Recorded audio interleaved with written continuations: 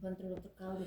Shalom, Shabbat Shalom, estimados Bejaverim, Bejaverot, un saludo a la distancia. Espero que todos se encuentren muy bien en este precioso día sagrado de Shabbat. Ya estamos casi concluyendo el Shabbat. Las horas y todos los días se pasan rápido.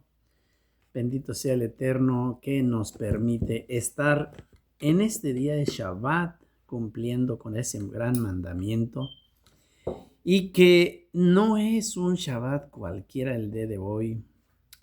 En este Shabbat agradecemos a nuestro Boreolam por acabó de permitirnos estar estudiando su Torah, por permitirnos estar cumpliendo con ese mandamiento tan importante que es el Shabbat.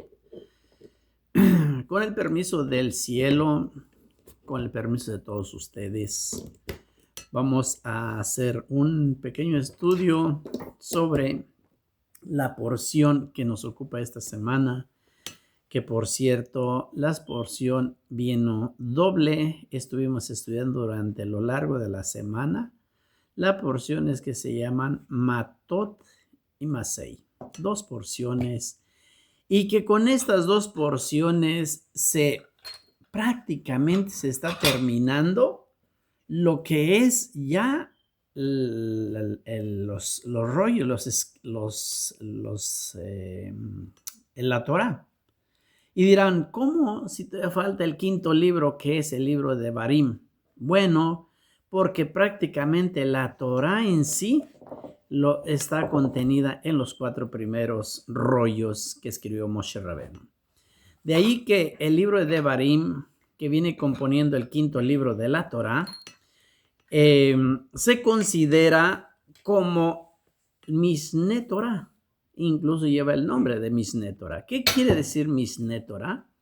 Bueno, pues quiere decir que es la repetición de la Torah, como lo vamos a estar mirando con la ayuda del cielo a lo largo de las semanas en las cuales empecemos a partir del día primero de la semana, concluyendo Shabbat.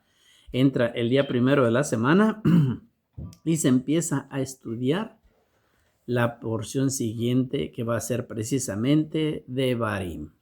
Esa va a ser la porción Devarim, que lleva el mismo nombre que todo el Sefer.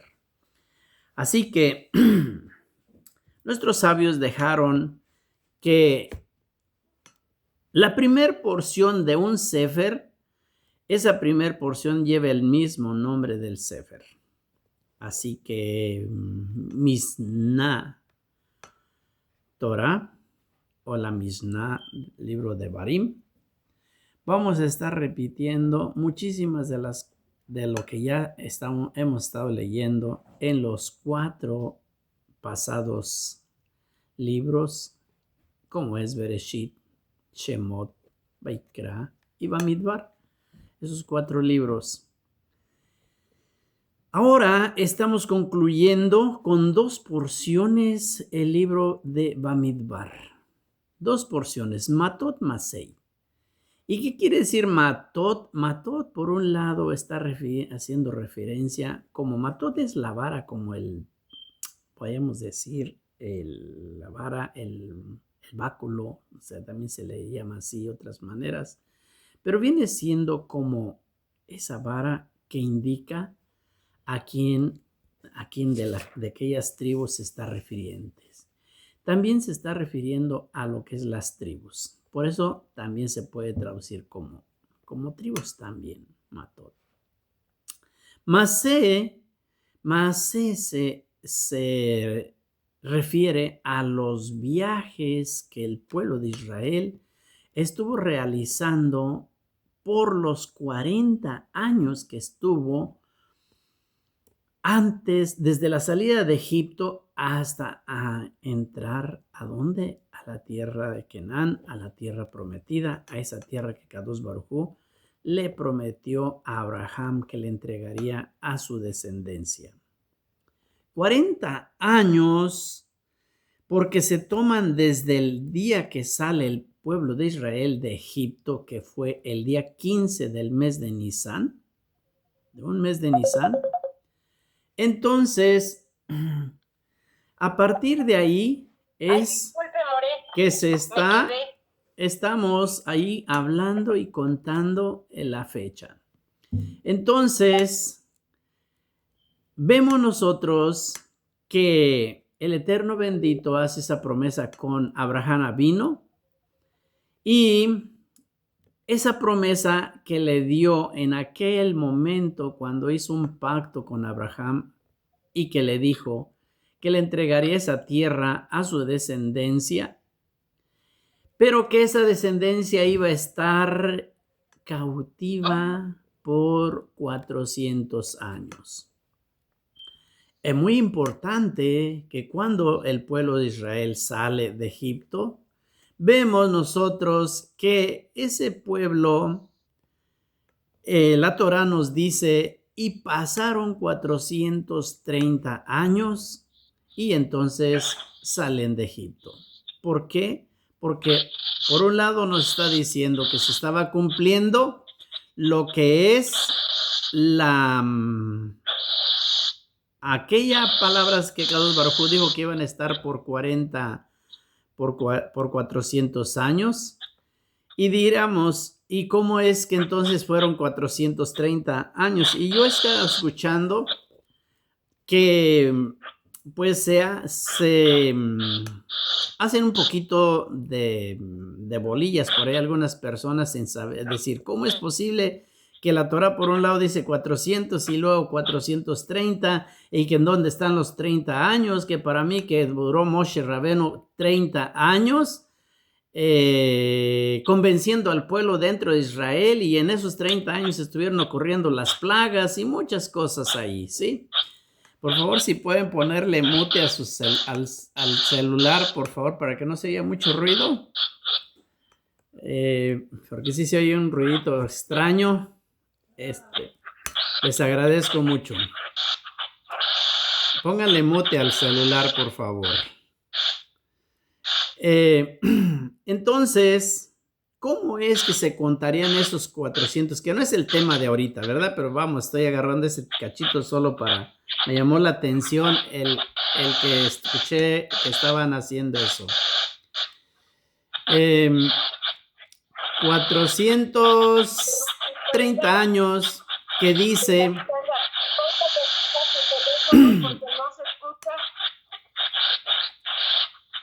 Sí, el teléfono de hermano Edgar está abierto, el micrófono. Póngale mute, por favor, al micrófono, Edgar.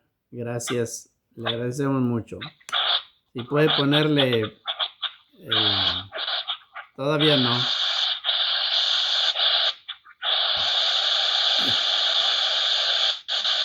Si le puede poner el mute a su micrófono, por favor.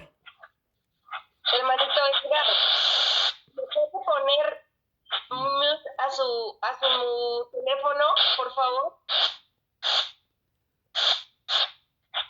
Creo que no escucha. No, póngale mute a su teléfono, Edgar, por favor. Ok.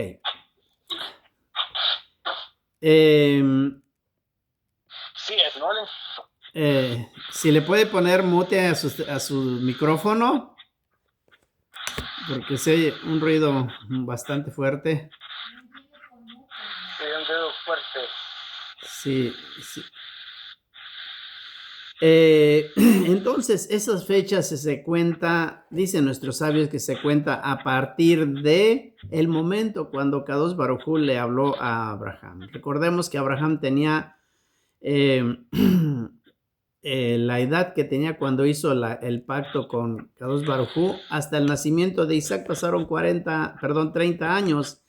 Por eso es que se cuentan 430 años. ¿Por qué? Porque los 400 años se cuentan a partir del nacimiento de Isaac. Pero cuando lo dio el Eterno fueron 30 años antes.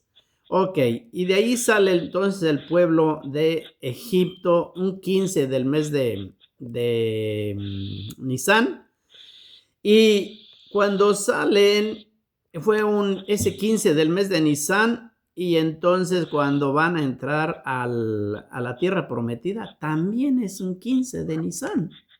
O sea, años cumplidos. Recordemos que la Torah nos habla en una manera muy perfecta, muy completa, y no se come ni un día, ni un día. Y cuando dice la Torah que el pueblo de Israel duró 40 años en el desierto, es porque duró 40 años cumplidos. No es que duró, por ejemplo, 39 años y 8 meses y ya con eso se cuentan los 40 años. No, que duró 39 años o que duró 40 años y 2 días o 3 días y que se pasó. No, la Torah no nos da esas fechas así. La Torah es tan perfecta y exacta, que cuando nos dice que duraron 40 años, esos 40 años estuvieron en el desierto y pasando todas las calamidades que pasaron y las alegrías que pasaron y todas las cosas que fueron dándose en 40 años, haciendo un recorrido de 42 viajes a lo largo del desierto. 42 viajes. Y que en esos 42 viajes nos dejan muchas cosas para nosotros, y esos 42 viajes son como estaciones de la misma vida que va a tener el pueblo de Israel a través de la historia para poder entrar a la tierra prometida. De ahí que los sabios enseñan que nuestra vida de todos nosotros, igual como estamos en el exilio, vamos pasando como ese desierto mismo, el cual pasó el pueblo de Israel antes de la redención, antes de la entrada a la tierra de Canaán. Pasaron por ese desierto, y que en ese desierto obviamente pasaron muchas cosas buenas y muchas cosas desagradables. Así que esa misma vida, como dicen los sabios, en la redención final con Mashiach, también vamos a estar pasando esos 42 viajes de la vida, cada quien personalmente, antes de la redención. Así nos habla Masei acerca de esos viajes, que lo vamos a profundizar un poquito más, pero también nos habla la parashá de Matot acerca de conclusión prácticamente de lo que había llevado en la parashá anterior, que terminó con Sukkot. La parashá anterior terminó en Sukkot enseñándonos los sacrificios, que se acuerdan, hablábamos de muchos sacrificios, que en Sukkot solamente se sacrificaban 70 vacunos, y esos 70 vacunos eran cada uno para cada una de las naciones madres que existían en ese tiempo, ¿sí? ¿Para qué? Para hacer expiación en cada una de ellas, y después se hacía en Shemini Atzeret otro sacrificio de un novillo, el cual en esa festividad se encontraba prácticamente en intimidad del pueblo de Israel con Kadosh Baruj Hu. Y esa era precisamente el día para que el pueblo de Israel entraba en esa intimidad con Kadosh Baruj Hu, a diferencia de todas las demás naciones, en las cuales pues ya está arreglado prácticamente.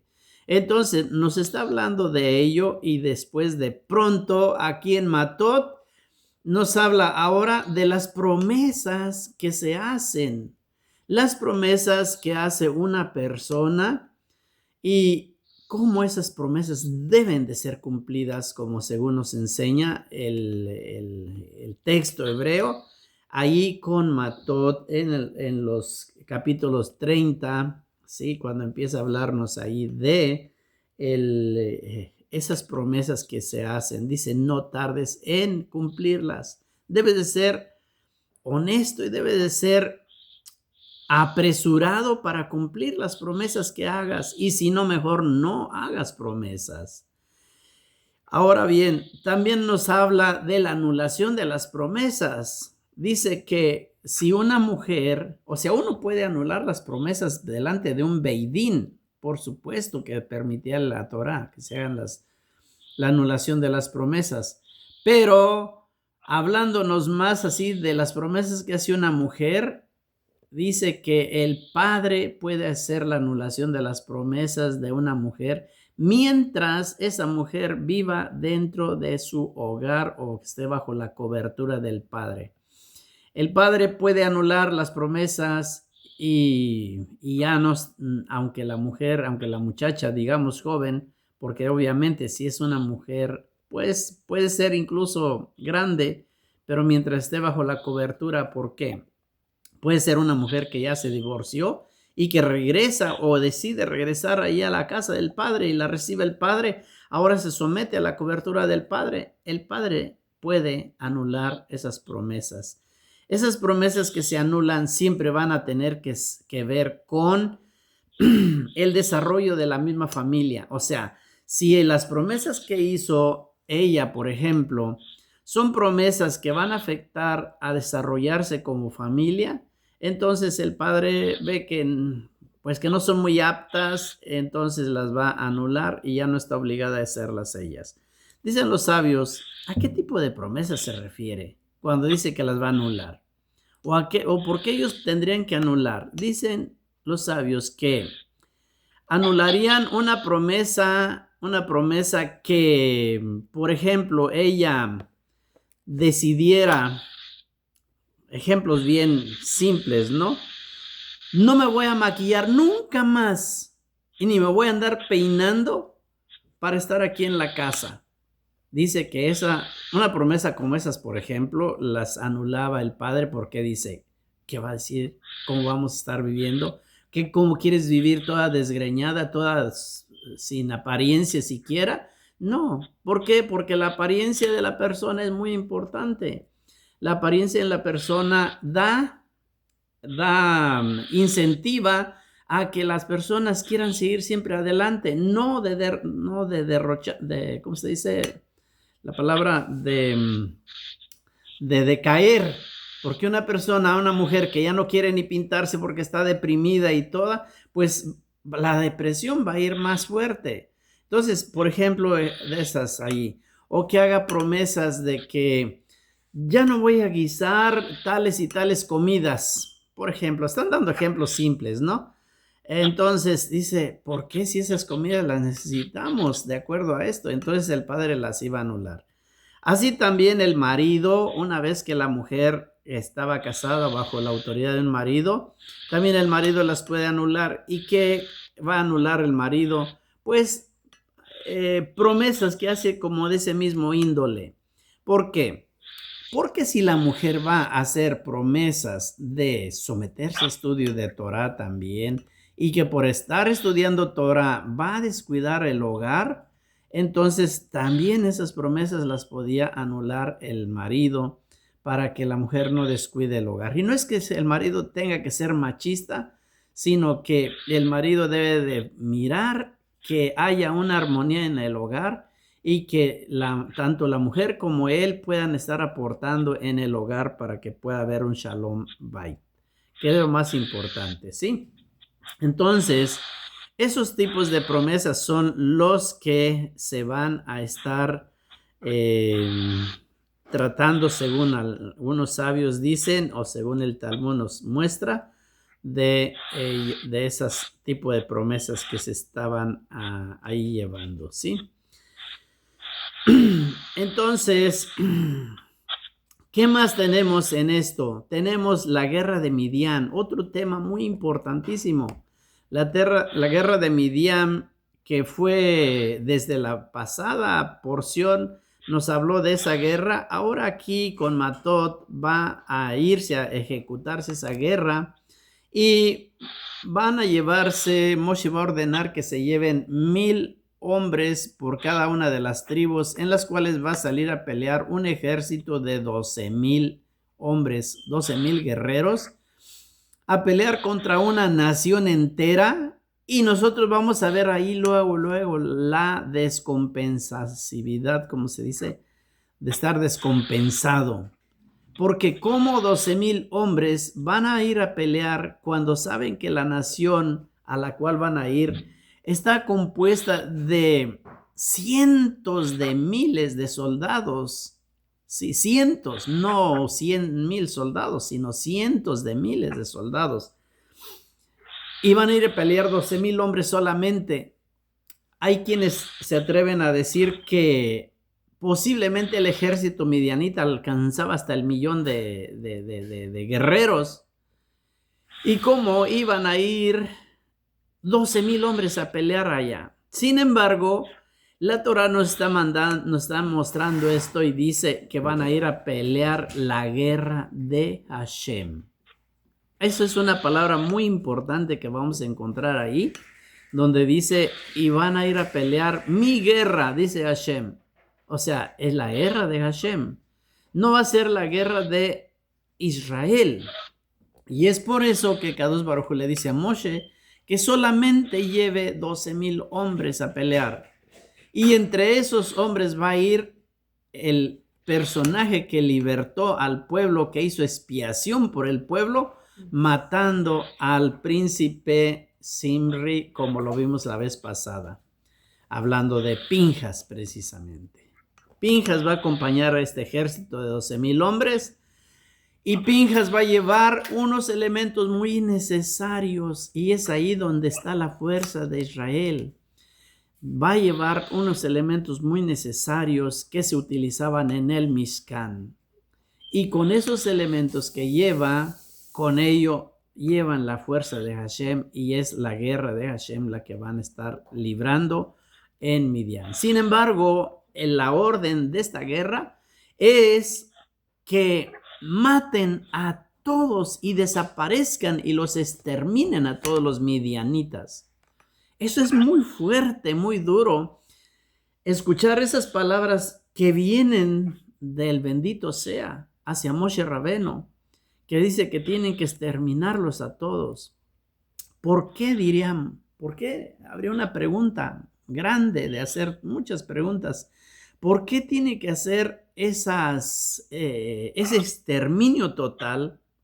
Dice que va a hacerse esa venganza. Israel va a ir a vengar esa guerra de Hashem, ¿sí?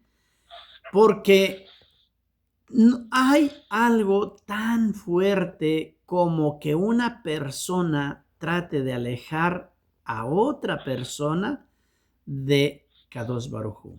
O sea, cuando una persona hace el intento o provoca intencionalmente, premeditadamente, alejar a alguien de Dios, eso es penadísimo, tan grande que según nos enseña la Torá, esa persona no merece seguir vivo. Tiene que o califica para tener una muerte total. Muchas veces el ser humano se pregunta ¿por qué pasan tantas cosas en la vida? Y no se repara en que ha cometido tantos errores en los cuales nos llevan a cada quien de nosotros a tener un juicio, un castigo. Porque estas cosas que están sucediendo no son solamente para el pueblo de Midian, o que solamente a ellos porque fueron los que fueron a provocar que el pueblo de Israel se alejara de Dios y que fuera a inclinarse al Baal peor. No era solamente por eso, porque en este caso también los moabitas hicieron eso. Pero entonces, ¿por qué a Midian lo castiga Dios con el exterminio total y a Moab ni siquiera le van a hacer la guerra? ¿Sí? Y dicen los expertos, dicen que es porque Moab tenía una razón para pelear y estar espantado y tener que estarse defendiendo. Pero Midian no tiene ninguna razón. ¿Y por qué fue meterse a hacer todo aquello cuando Midian vivía a lejísimos millas, grandes millas y millas de distancia?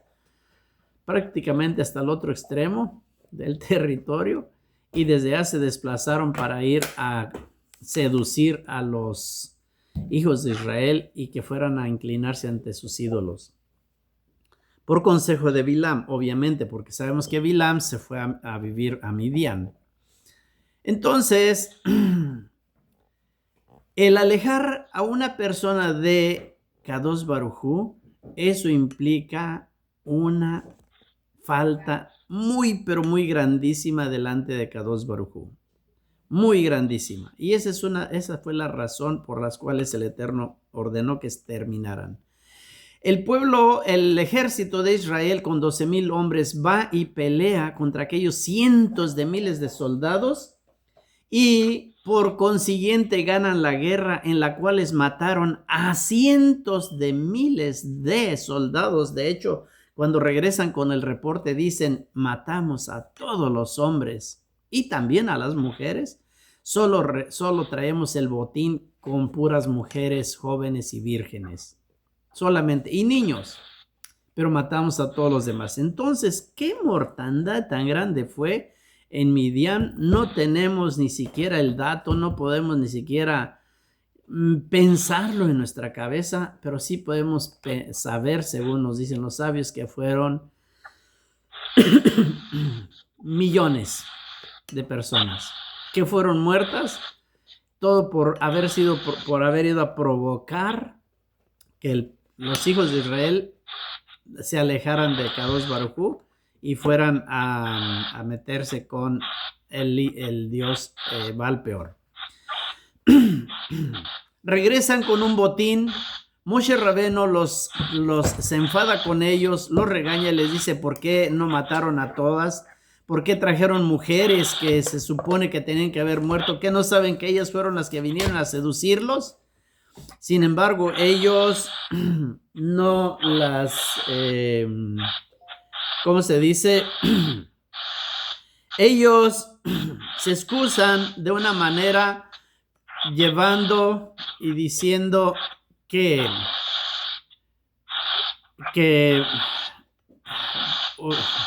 hermano Edgar, otra vez está fuerte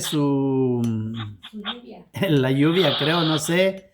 Si puede ponerle mute otra vez a su teléfono, el microfonito en la pantalla, por favor.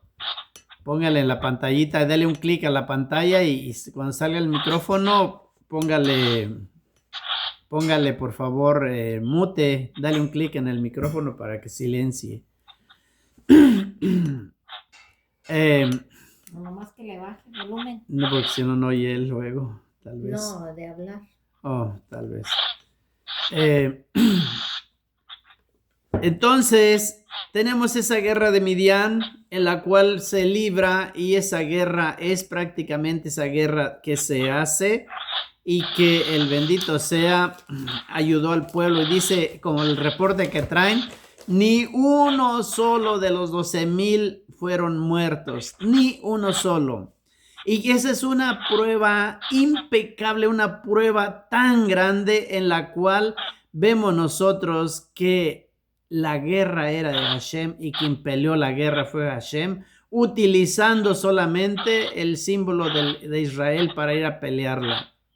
Así que es una enseñanza tremenda que por falta de tiempo no vamos a penetrar más.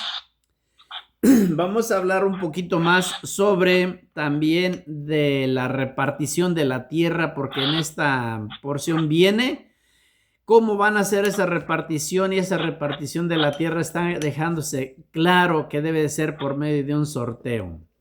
El sorteo lo va a hacer el personaje Yehoshua Ben Nun junto con el sumo sacerdote Eleazar, ¿sí?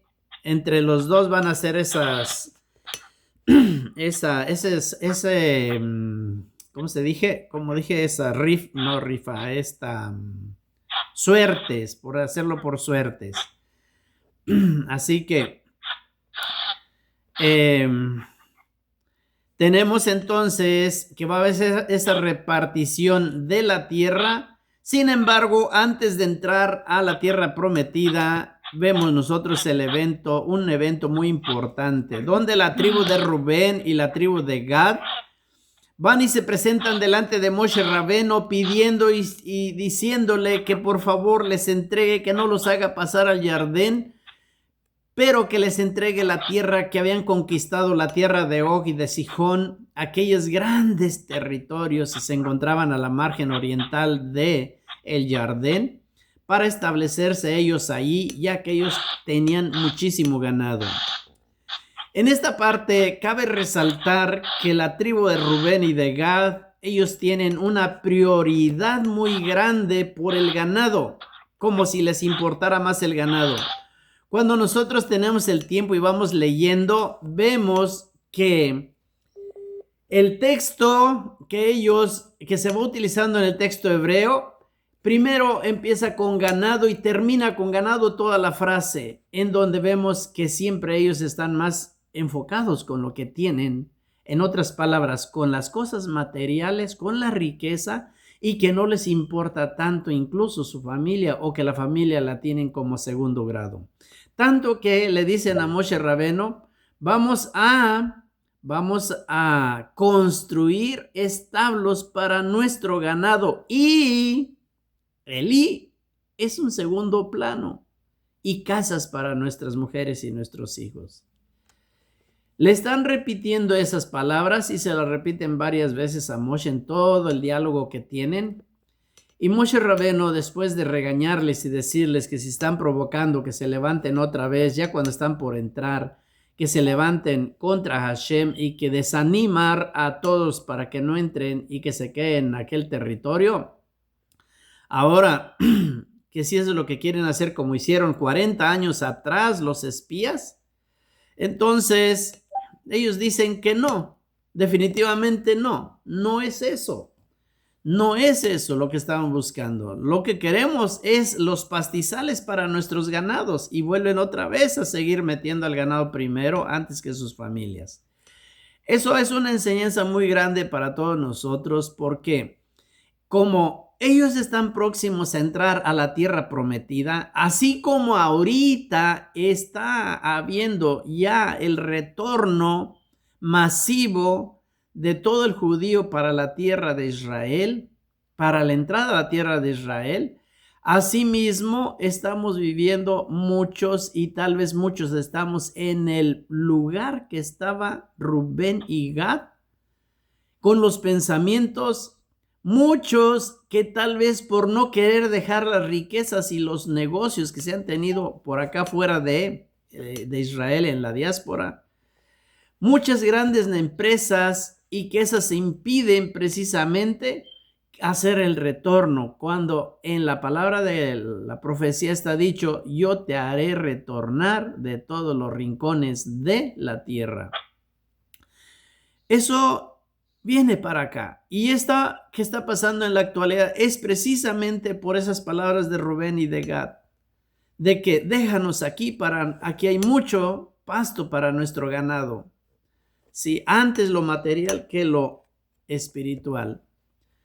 Así que Moshe los regaña y después les dice que solamente que vayan a pelear y que no dejen a sus hermanos solos. Y definitivamente, en la actualidad, las grandes aportaciones que hace el judío fuera de Israel, para que pueda seguir sosteniéndose en las guerras, son las mismas aportaciones que estaba haciendo Rubén y Gad cuando salen a pelear la guerra, y que dice, no, nosotros iremos por delante y cruzaremos y pelearemos la guerra con ustedes, y cuando ustedes se establezcan, nosotros retornaremos a nuestras actividades en la área siguiente del margen del Jardín.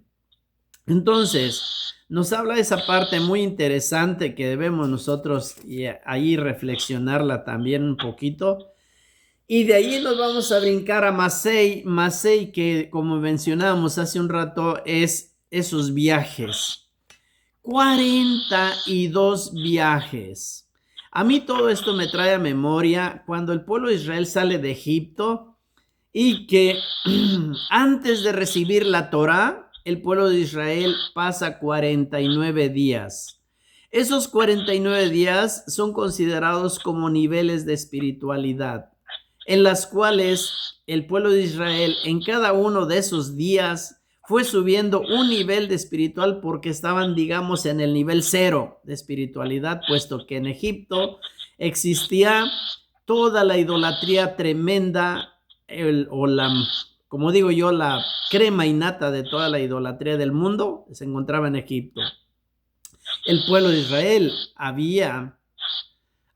se había asimilado mucho y estaban sumergidos también en un nivel espiritual muy, pero muy bajo. No pueden recibir la Torá, promesa de Kadosh Baruj Hu, hasta que no tengan el nivel espiritual adecuado. 49 días van subiendo y van pasando hasta que en ellos, por medio de diferentes cosas que van viviendo en el recorrer del desierto, van a ver ellos el maná, van a ver el agua, van a ver las aguas amargas, van a ver la partición del mar, van a ver muchas cosas y ello les fue dando la confianza para ir subiendo espiritualmente. Una vez que llegan allí, la Torá les es entregada en aquel día 50 después de haber salido de Egipto. Ahora bien, aquí estamos con esos viajes que van realizando. ¿Cuándo empezaron los viajes? Según nos habla la Torá, nos va a hablar que esos viajes empiezan desde que salen de Egipto. Ellos salen de Ramsés, ¿sí? Salen de Ramsés. Al salir de Ramsés, que por cierto, Ramsés es una palabra compuesta de dos,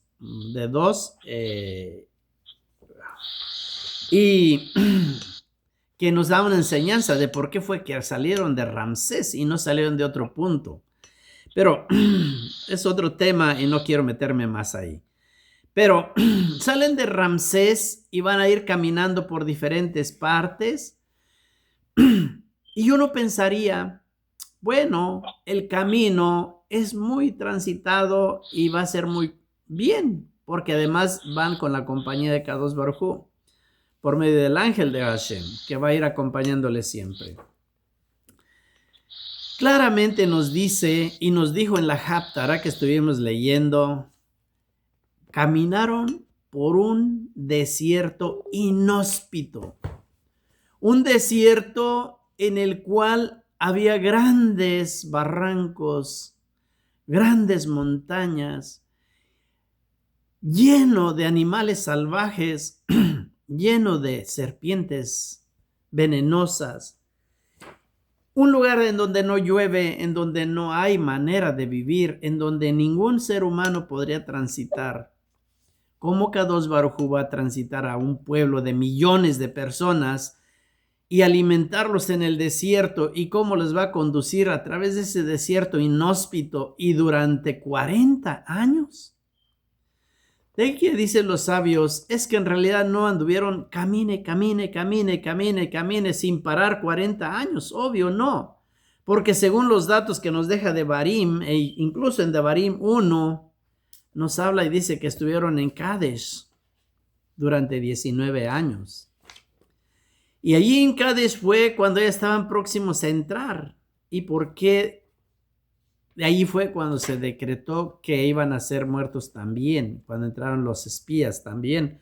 Que de hecho los espías salen de otra ciudadcita chiquita que está ahí, pero están todos cerca para ir los espías. Pero se toma ahí como la región, ¿no?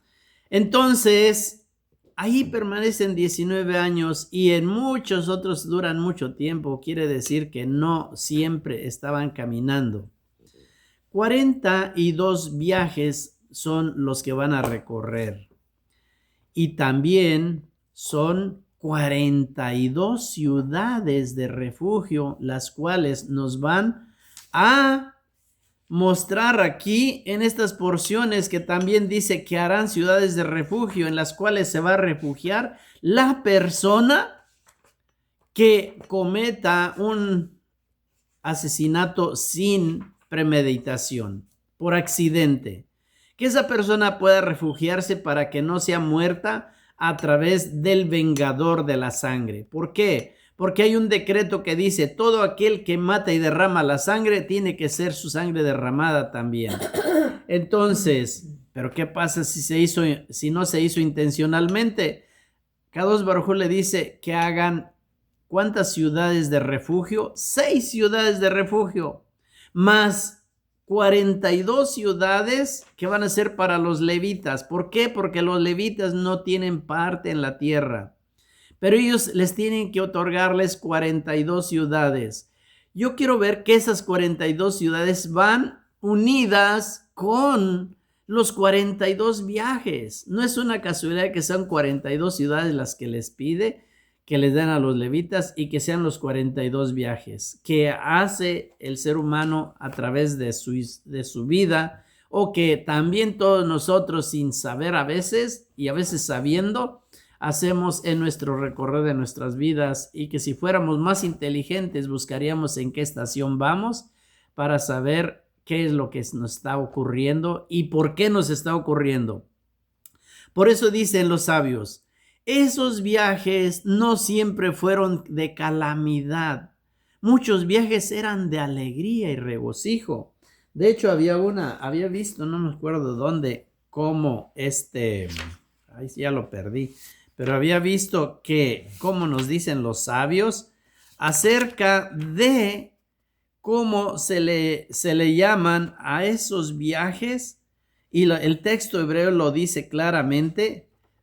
Nos habla de los viajes de que iban a estar haciendo, y nos enseña precisamente cómo se le llaman esos viajes, y de ahí se sobreentiende que esos viajes eran de felicidad, viajes de alegría. Y también había viajes que hacían de mucha tristeza y mucha congoja en todo en ello, ¿sí? Lo cual nos enseña que así mismo es nuestra vida. Nuestra vida muchas veces la tenemos así, haciendo esos viajes, y nosotros deberíamos ser un poquito más cuidadosos y saber qué viaje es el que estamos viviendo en esta tierra ahorita, en ese tiempo que estamos, para saber en dónde vamos en esos viajes de nuestra vida. Los viajes, dice que tienen que hacer 42 ciudades para los levitas y 6 ciudades de refugio, lo cual dan un total de 48 ciudades. 48 ciudades en las cuales en cada una de ellas donde había los levitas podían refugiarse, no solamente en las 6 ciudades.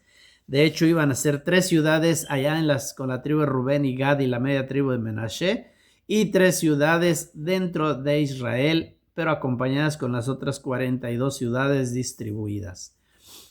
Es muy interesante cómo nos enseña la parashá todo esto de las partes. Ahora bien, ¿por qué estamos estudiando estas porciones en este tiempo? Estamos ya en la porción en el mes. De hecho, estamos en este Shabbat tan especial que es un Rosh Chodesh de Av, en el cual debemos de tener el recordatorio de lo que significa el 9 de Av, el Tisha B'Av, que es el día cuando se decretaron para toda la historia que pasaran las calamidades dentro del pueblo de Israel. Sin embargo, hay un periodo del 9 de Av hasta el 15 de Av, en el cual en el 15 de Av prácticamente se rompe